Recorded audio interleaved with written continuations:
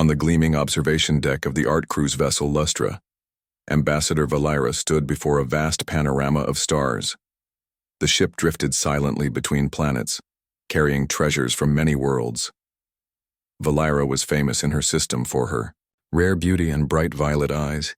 Visitors came to see her and offered gifts. She had a private gallery filled with art, relics, and fine objects gathered from distant stars. Valira walked along rows of display cases. Each case held an object from a foreign land.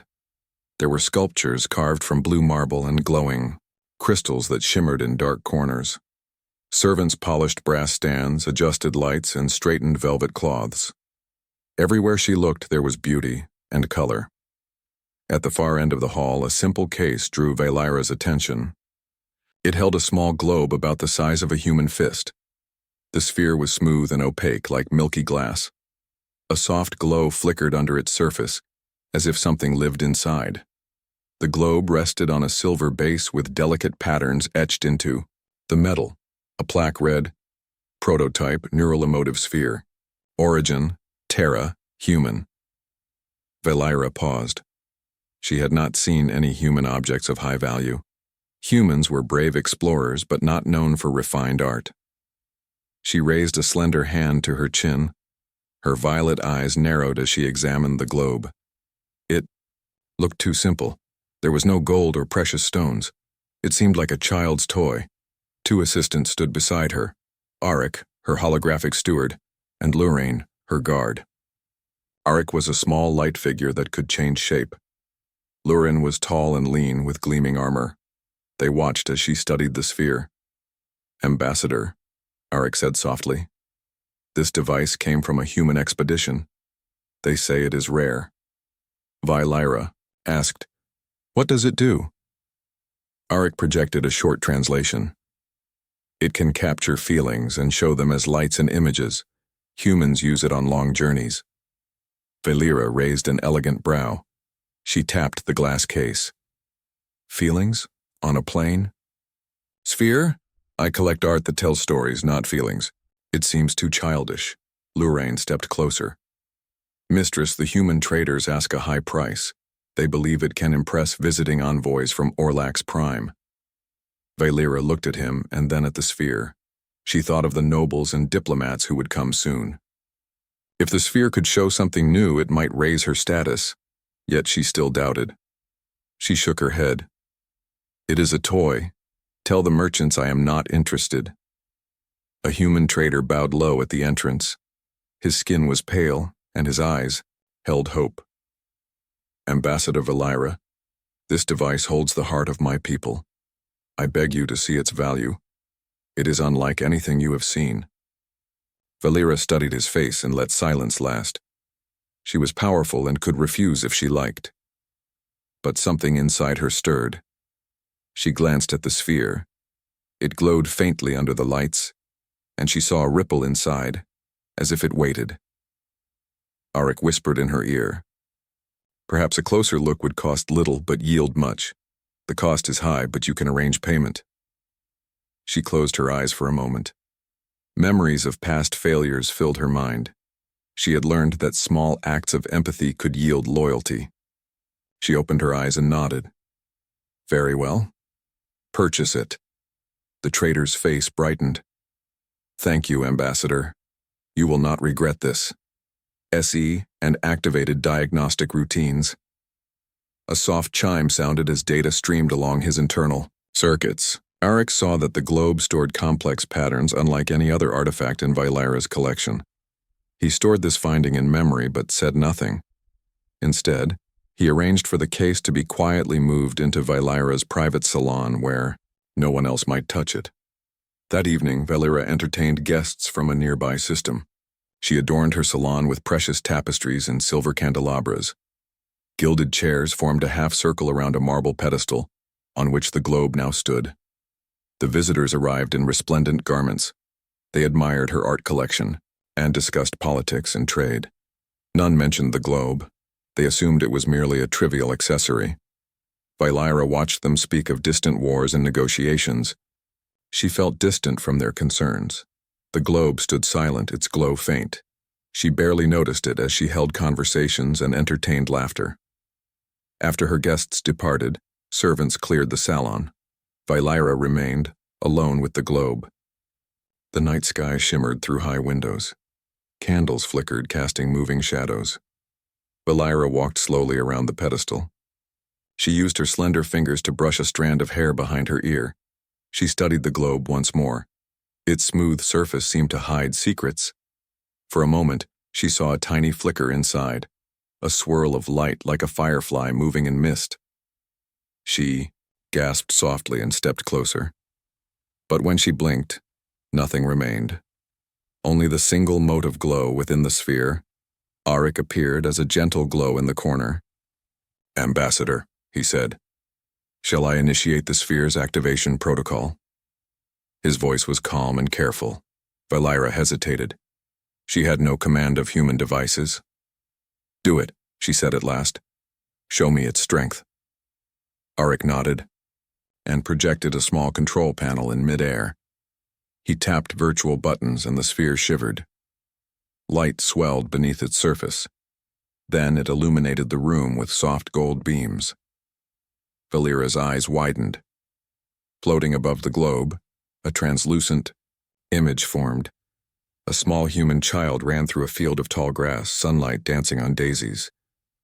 The child's laughter echoed, warm and bright. Valyra felt as though someone had touched her heart.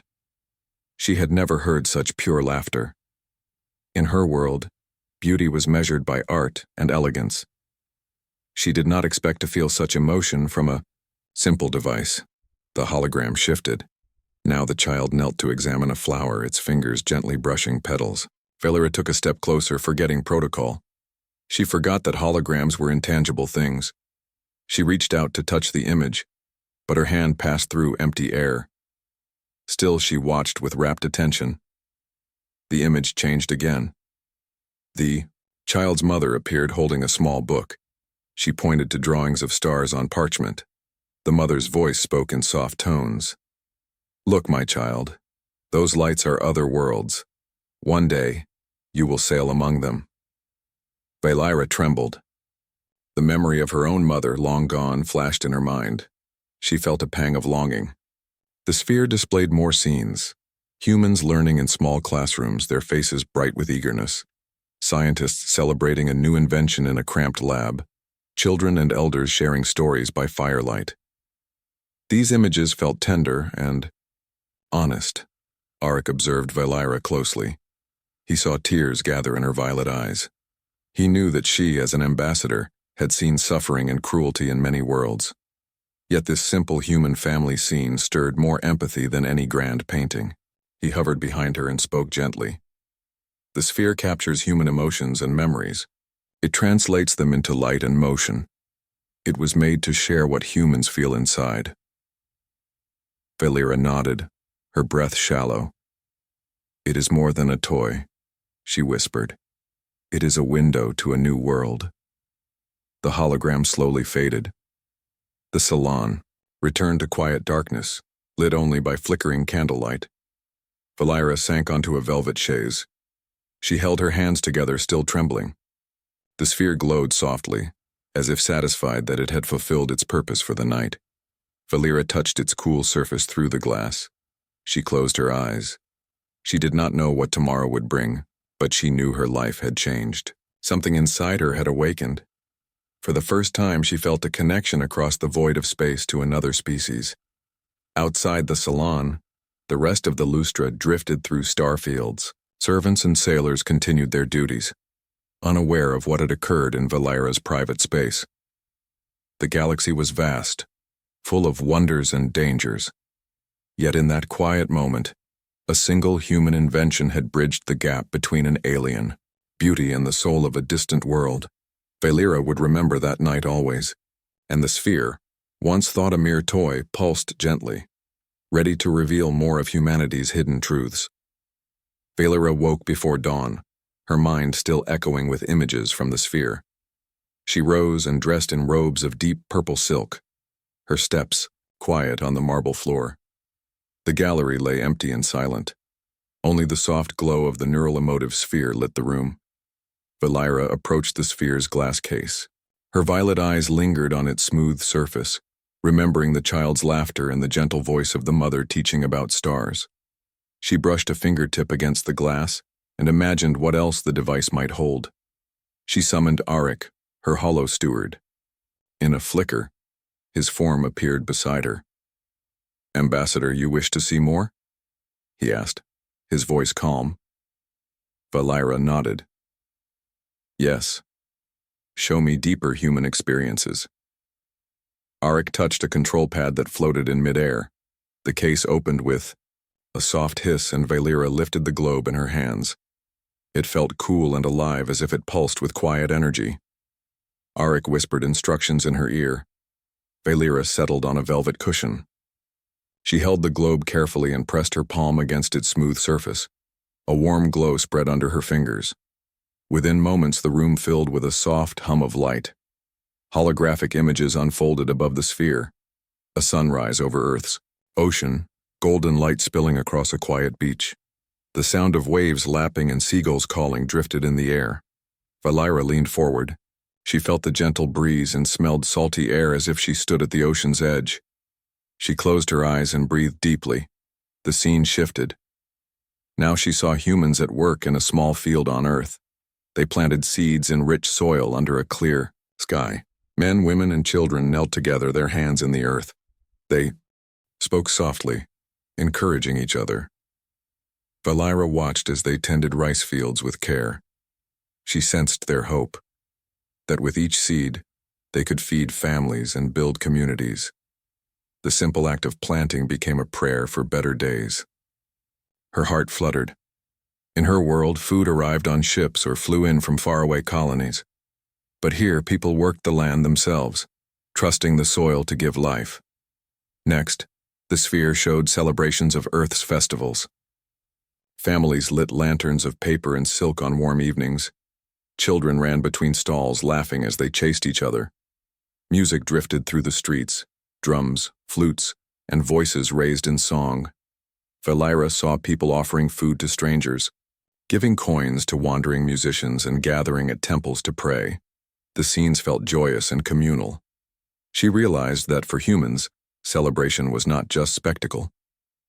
It was an act of unity, a chance to share hope and gratitude with others. A soft tear slid down Valira's cheek. Arik watched her with silent compassion. He understood that the sphere revealed more than images. It showed human values: caring, sharing, and finding joy in simple moments. Valira had spent her life valuing beauty and power. Now she saw how beauty could lie in kindness and in the act of feeding someone's hunger or lighting a paper lantern at dusk. She felt gratitude for these insights. The sphere's light dimmed and the hologram faded. Valira remained still, her eyes moist. She set the globe back in its case and studied it as though it were a living treasure. She thought of her own people, the Zephori.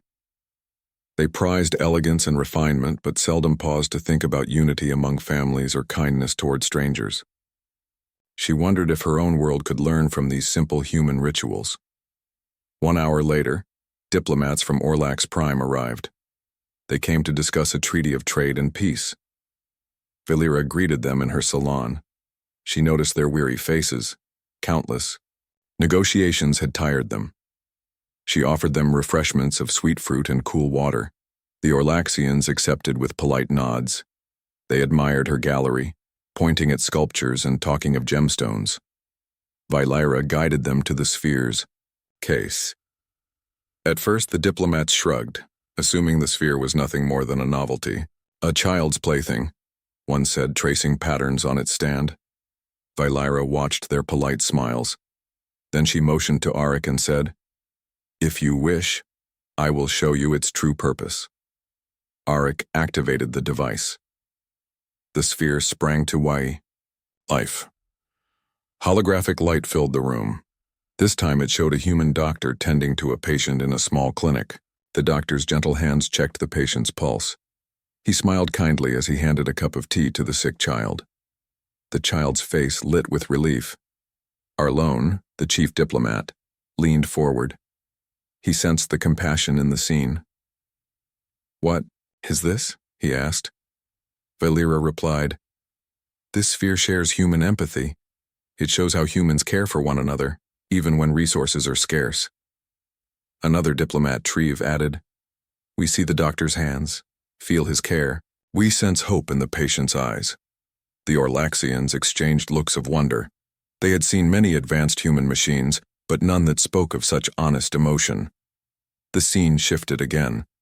Now it showed a classroom where young humans learned, together. A teacher guided children as they built a small wooden model of a spaceship. They worked in pairs, sharing tools and ideas. Laughter rose as one student dropped a piece and another offered help. Valera watched as the teacher encouraged them, saying, "Together you learn more than you could alone."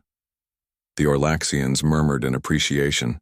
They understood that these images spoke to cooperative learning and shared dreams. When the hologram ended, the diplomat sat in thoughtful silence. Valera stepped forward. "I once believed this to be a mere toy," she said softly. "But now I see it as a bridge, showing us values hidden beneath our galaxies. Humans create stories of kindness, of hope, and of shared dreams. I believe that our worlds can learn from each other." Arlone nodded. "This has given me a new respect for humans," he said. "If they can show such empathy, then our partnership can be built on it within her, the light of understanding, another being's heart."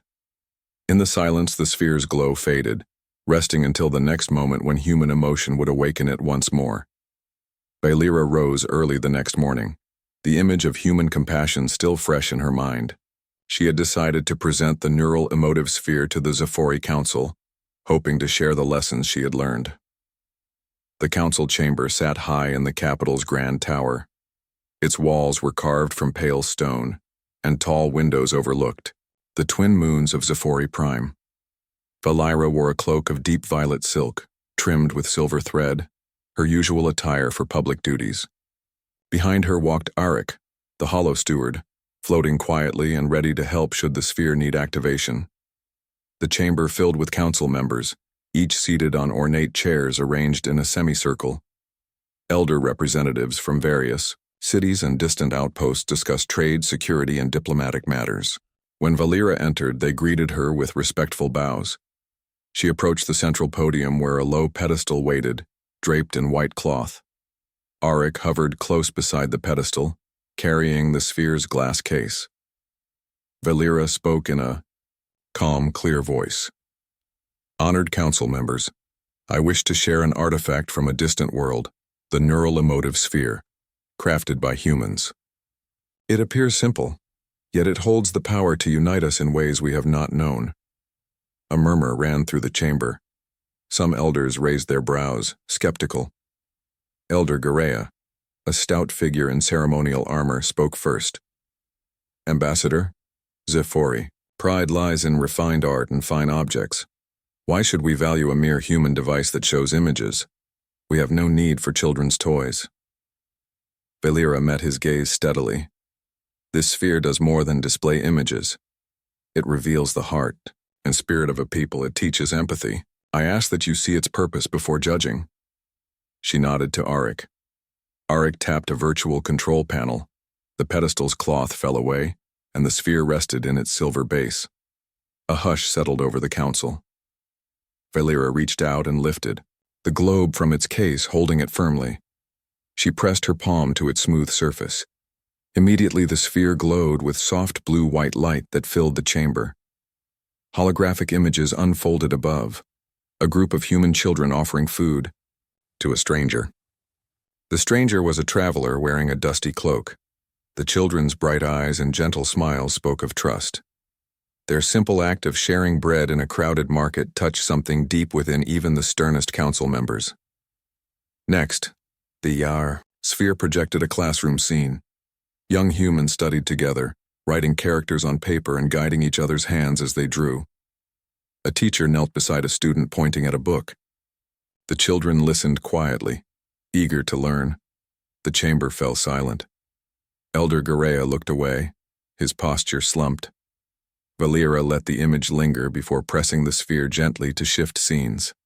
The view changed to a human clinic. A doctor, attended to a wounded soldier, carefully bandaging his arm. The soldier's face showed relief and gratitude.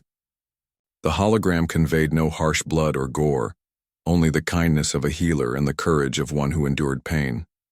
Finally, the sphere displayed images of humans standing together after a great storm. They removed rubble, comforted neighbors, and held hands as they rebuilt damaged homes. Their voices rose in song, a melody of hope and unity. The hologram's music filled the chamber. The elders' faces softened as they watched. Valera spoke again. These scenes show us that humans, though far away, share values we can learn from. They care for one another in times of need. They celebrate knowledge and they find hope even when storms come. The sphere's light dimmed, and the chamber returned to its calm state. A hush remained as Valera replaced the globe on its pedestal. Elder Garea rose slowly and cleared his throat. "Ambassador," he said, "I see now that the sphere reveals more than images. It shows our own virtues reflected back through another's eyes." He turned to the other council members. "Perhaps we have grown too proud of our own culture. Maybe it is time to learn from those we once dismissed." The elders nodded in agreement. Elder Talon, a scholar with silver hair and kind eyes, added, "If humans can foster such unity and hope in simple ways, we should welcome their friendship." Valera felt a gentle warmth in her chest. She bowed deeply. "Thank you, honored elders. May our worlds grow closer through understanding and shared compassion." Outside, the twin moons shone brightly over the capital city. For the first time, many Zefori saw themselves reflected in humanity's simple deeds of kindness. The neural emotive sphere, once dismissed as a mere novelty, had become a catalyst for change. Valera left the chamber with Eric at her side, hopeful that a new era of cooperation would begin, one built on empathy and the shared light of understanding. Valera awoke before sunrise, her thoughts filled with the promise of a new era. After the Council's acceptance of the neural emotive sphere, she had invited human representatives to Zefori Prime. Today, the guests would arrive at the Grand Landing Plaza, a wide expanse of polished stone that caught the glow of the morning sun. Valera, dressed in robes of pale lavender trimmed with silver, she moved through her private chambers with quiet purpose, her heart steady with excitement. Outside, the plaza bustled with activity. Servants arranged banners, hats showed both Zefori symbols and Earth's coalition emblem. Engineers set up a hovering platform for the human ship to land on. Arik, the hollow steward, danced overhead in soft light, preparing translation arrays and security checks. Lorraine, Valera's guard, oversaw the placement of light sentries, ensuring a safe and peaceful welcome. All around, Zefori citizens gathered to witness this historic event. As the ship descended, its silver hull gleamed against the clear sky. It settled gently, and the airlock opened with a hiss. Human ambassadors stepped out onto the platform. There were 4 of them, 2 men and 2 women. Each wore practical uniforms of navy and white, with badges showing the Earth Coalition's seal. In their faces, Valera saw curiosity mixed with hope. They bowed in greeting, and Valera returned the gesture. "Welcome to Zefori Prime," she said, her voice clear. "I am Ambassador Valera." Behind her stood Arik and Lorraine. The human leader, Ambassador Rhea Morgan, smiled confidently. "Thank you, Ambassador Valera. It is our honor to join you. We bring gifts of technology and knowledge, and we believe we can learn much from your people as well." They moved together to a wide, covered walkway. Servants offered refreshments, cool fruit drinks and sweet pastries made from Zefori grains. The humans sipped and tasted with polite curiosity. Valera watched them with interest. She remembered how, not long ago, she had regarded humans as distant and strange. Now she felt that they shared a common purpose. Arik guided them to the gallery where the sphere stood. The room was illuminated by soft, warm lights. Valera led the way and lifted the glass case. The sphere rested on its silver pedestal, pulsing gently as if it sensed the presence of its makers. Ambassador Morgan's eyes widened. "We did not expect to see our design here," she said quietly. "It is a privilege." Eric activated the sphere. Holographic images filled the room. First, it showed humans and Scifi working side by side to clean a river on Earth. Scifi technology purified the water while human volunteers planted trees along the banks. The scene shifted to a research station built together on a distant moon, where human scientists and Scifi scholars studied strange crystals under violet lights. Each team shared notes, and both species learned new ways to use the crystals for energy. Valira watched the humans' faces. She smiled to see how they reacted, pride, wonder, and relief that their efforts were recognized. The sphere then displayed a Scifi carpenter teaching a human child how to carve wood into wind-driven sculptures. The child laughed as a gentle breeze turned the sculpture's blades, causing colorful petals to spin. The humans and Scifi exchanged ideas, adjusting designs to improve airflow. When the hologram ended, the room was silent for a moment. Then Ambassador Morgan stepped forward. The sphere shows the best of both our peoples: kindness, cooperation, and a desire to build a brighter future. Here I see that our partnership has already begun in the hearts of artists, scholars, and workers. Valira nodded. Yes, this is only the beginning. Over the next hours, the human delegation toured Scifi Prime. They visited schools where Scifi teachers used Earth textbooks to teach interstellar science.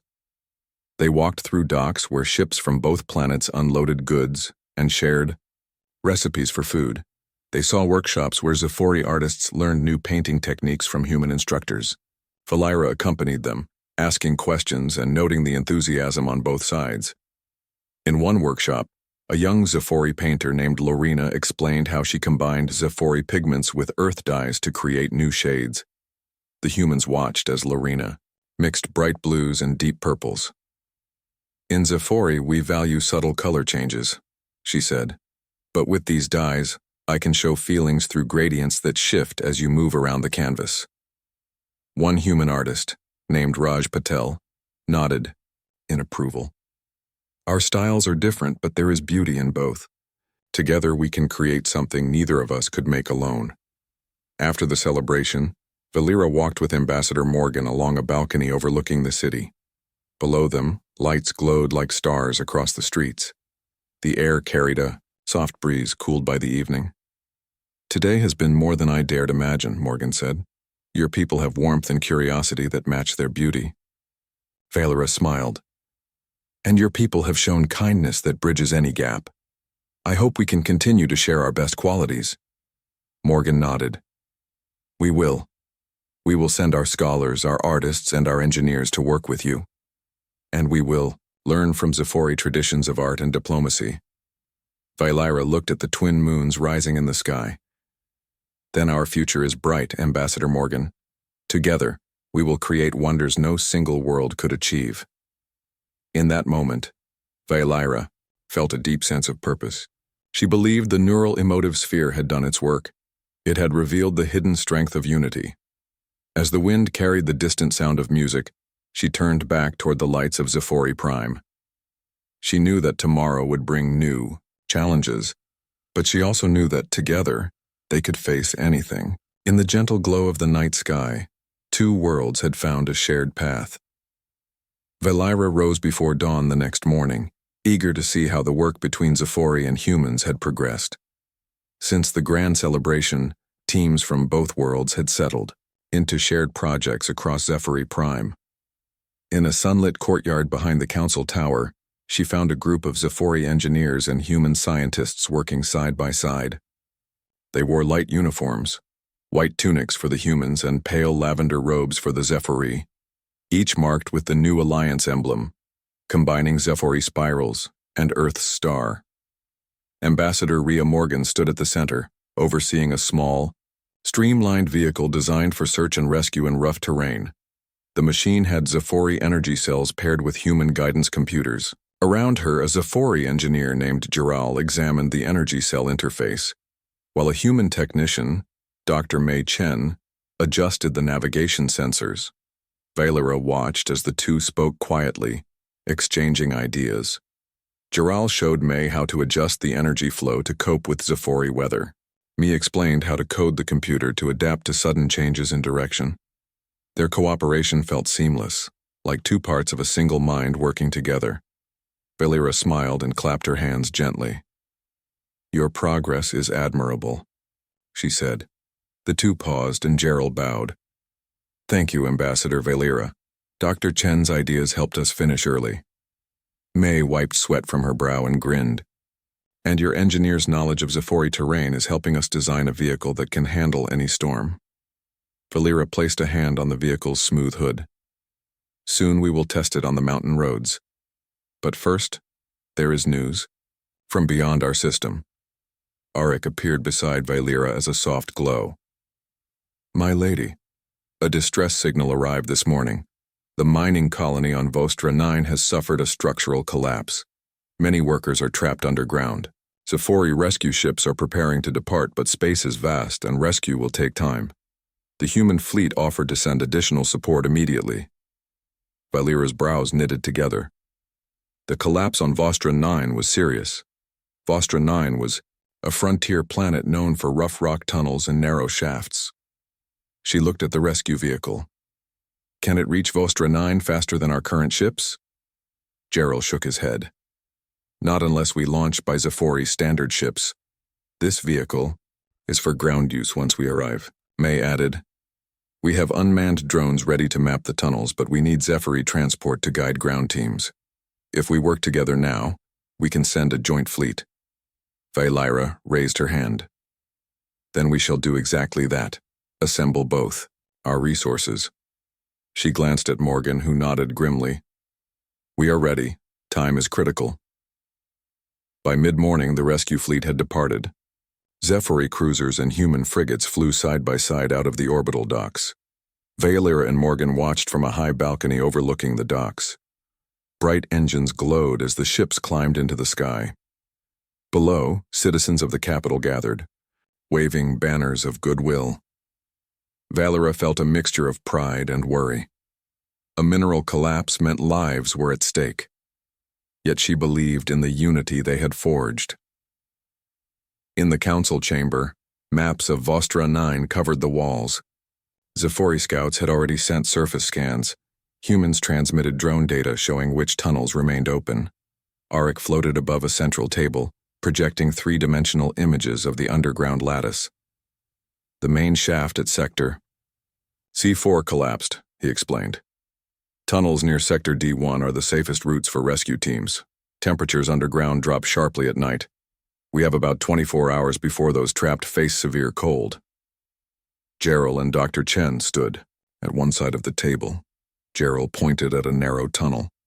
"If we send rescue vehicles through the eastern vent, we reach the main chamber in 3 hours. That is the quickest path." May tapped a tablet. "But the path may shift. Rocks can move. We should send a drone with a thermal scanner to confirm." The passage. Valera listened as they debated. Finally, she raised her voice. "Dr. Chen, Gerald, agree on the fastest safe path. Then send ground vehicles with medical supplies and drones. I will coordinate with both fleets to secure the area." They bowed. "Understood," they said. Outside the planet's atmosphere, the joint fleet split into two groups. Scifi cruisers carried rescue vehicles and ground teams. Human frigates carried drones, medical staff, and additional supplies. Every sailor on both sides moved with purpose, aware that lives hung in the balance. The fleets descended through thick clouds and landed on a plateau near the mining region. Dust billowed as engines roared, then settled as the ships powered down. Valera joined the command group on the ground, staying close to Arik's holographic form. Scifi, rescue teams clad in reinforced suits, unloaded stretcher litters and portable heaters. Human scientists set up drone launchers and medical tents. Morgan arrived with a field communicator and conveyed messages to Earth. Valera addressed the assembled teams. "Everyone stay alert for sudden rock shifts. Work together, speak clearly, and trust one another. We must reach the miners before cold sets in. Let empathy guide your choices. Their lives depend on it." The teams bowed and moved out. Deep underground, rescue vehicles rumbled along narrow corridors. Human and Scifi drivers took turns at the controls, helping to guide the vehicle over rubble. Thanks to the combined sensors, they avoided weak tunnels. Drones flew ahead, shining beams into dark areas and detecting heat signatures. Finally, they found a cluster of miners trapped in a side chamber. Their suits were damaged and they shivered in the cold. Yet when they saw the rescue lights, they held hands and called out in relief. The rescue teams worked quickly. Scifi. Engineers reinforced the tunnels with flexible supports to prevent further collapse. Human medical staff checked the miners' health, giving them warm blankets and hot nutrients. Some miners were weary but otherwise safe. One young miner, barely more than a teen, looked up at Valera as he was lifted onto a stretcher. His voice trembled as he said, "Thank you for saving us." Valera knelt beside him and offered a gentle smile. "It is our honor. You are not alone." The boy's eyes glistened with gratitude and he nodded before medical staff led him away. Above ground, as the sun began to set, families waited anxiously at a temporary shelter. Dust coated their clothes, but their faces lit up as rescued miners emerged one by one. Each brought tokens from the mine, small crystals glowing with faint light. Children crowded around the miners, eager to hear stories of survival. Scifi volunteers and human relief workers distributed food and blankets. Valera and Morgan walked among them, helping carry supplies and listening to people share their gratitude. Their own hearts swelled with relief and hope. In the fading light, Valera turned to Morgan. "See how unity matters most when lives are at stake." Morgan nodded, her eyes soft. "Today we saw compassion in action, just as the sphere showed us. Now we truly understand why empathy is stronger than any weapon." Valera placed a hand on Morgan's shoulder. "Together we will build a future where every world remembers that lesson." As night fell over Vostra 9, the rescue mission neared its end. The last miners emerged healthy enough to stand. The planet's surface glowed with campfires and life. In that moment, under a sky dusted with stars, Scifi and human voices rose together in a song of hope. Words simple, but filled with meaning. "Together we stand, under distant skies, bound by our hearts, where true strength lies." Valera stood on the balcony of her gallery as dawn broke over Scifi Prime. The twin suns rose together, casting golden light across the city below. In the quiet air, she thought back on all that had happened since she found the neural emotive sphere. It had begun as a simple human device dismissed at first as a child's toy, yet it had changed her life, her world, and now the very future of their alliance with Earth. Inside her gallery, the sphere rested at the center of a new exhibit. The space around it was designed to resemble a meeting hall. Holographic displays showed images of shared projects, acts of cooperation, and scenes of kindness from across both worlds. Visitors could walk around, experiencing messages of hope and unity. Valera had worked with human artists and Scifi architects to build this space. It was her gift to both peoples, a reminder that empathy and understanding were the strongest bonds among all the stars. As the crowds gathered for the grand reopening of the gallery, Valera noticed Ambassador Rhea Morgan approaching. Morgan wore a simple tunic of white and blue, the Earth Coalition emblem on her shoulder. She smiled warmly. "Good morning, Ambassador Valera," she said. Valera inclined her head. "Good morning, Ambassador Morgan. I am glad you could join us." Morgan nodded toward the sphere. "It shines brightly today." Valera followed Morgan's gaze. The sphere's soft glow pulsed in time with the hollows above. "It is ready to speak its message," Valera answered. Together they stepped inside the gallery. Earnest music played, a blend of Scifi string instruments and human woodwinds. Guests from both worlds stood respectfully in rows, waiting to begin. At the center, the silver pedestal held the sphere. Arik, the Hollow Steward, hovered nearby, ready to activate the device. Valera raised her hand for silence. "My friends," she began, her voice calm and steady. "Today we celebrate not only this gallery but also the promise the sphere has given us. When I first held it, I thought it was a toy. But it taught me that our greatest strength lies in etching a mural together. A painting that stretched across a vast wall, showing both landscapes, Zephori's violet forests, and Earth's blue oceans. Each brushstroke represented a moment of trust, a moment of learning, a moment of caring. The sphere then displayed words in both languages. Together, we rise. The letters glowed in the air, then drifted like stars, and faded. The gallery lights returned, and the music softened. Silence held the room for a heartbeat before applause and cheers filled the space. Valera stepped forward. "Thank you all for believing," she said. "Our worlds are stronger because we chose empathy over indifference, because we chose cooperation over conflict. From this day forward, may our children learn from these lessons. May our leaders remember that power without compassion is hollow." Morgan placed a hand on Valera's shoulder. "Your vision has brought us here," she whispered. Valera nodded, her eyes shining. It was the sphere's gift, and this gallery is our way to keep that gift alive. Later, as guests mingled and admired the holographic art, Valera and Morgan walked among them. Children from Zephori and Earth approached the sphere, pressing their hands to its surface. A gentle glow greeted them, and each child saw a memory, perhaps memories of their parents working together, or images of shared games in mixed-culture schools. The children giggled and pointed, eager to share what they saw. In one corner of the gallery, a group of Zephori students practiced Earth music, learning songs of hope. Human instructors encouraged them, adjusting their posture on alien string instruments adapted for Zephori hands. The students smiled, determined to master new melodies. In another corner, Zephori chefs and human chefs exchanged recipes.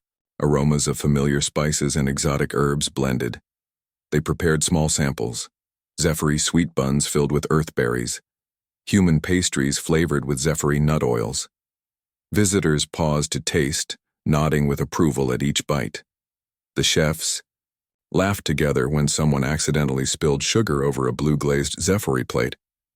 The mess became part of the dance, proof that friendship could be found even in shared mistakes. Valera paused at a display featuring images of the Vostra 9 rescue. A hologram showed miners lifting each other from the rubble, Zephori rescuers, and human medics working side by side. Next to that came a recording of a joint choir, dozens of voices singing harmony. Zephori voices rose in high, lilting tones. Human voices built a steady, rich foundation. Valera could still recall standing among them as the song soared across the night sky. It had been a symbol of unity and hope when darkness seemed to close in. A soft chime signaled that evening was near.